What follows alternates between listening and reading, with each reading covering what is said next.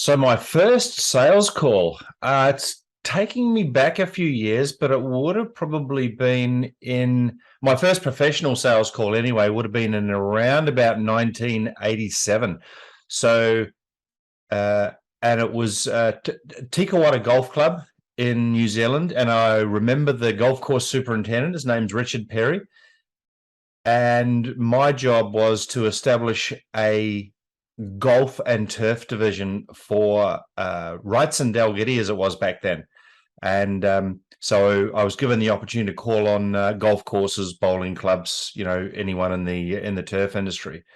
And I remember rocking up to the Tikawata Golf Club, and as I said, it was 1987, so I was 23 years old. I was young, I was brash, I was full of confidence. I remember getting out of my car, and remember, this is back in the day before a golf course, I think, in the area had even seen a rep. So I get out of my car, and I remember Richard Perry was standing there in his coveralls, and he's kind of looking me up and down, and he looked at me and he said, and I introduced myself, "Hi, it's Martin from Wrightson." And he said, "What do you want?" And I said, "I want to sell you something." He said, "What do you want to sell me?" And I said, "I have no idea." And we both had a little bit of a laugh. He looked me up and down as if to think, what the hell has the cat just dragged in? But he made a decision, and I could see that, there was a bit of fun in his eyes. He said, "Do you want to learn?" I said, "Absolutely, I want to learn." And so he said, "Come with me." So he took me in his ute and got out next to one of the greens. I can't remember which one it was. And he handed me a shovel. And he said, "Right, so day one on the job, what we're doing is we're digging a irrigation line." So I helped him dig a trench for a couple of hours.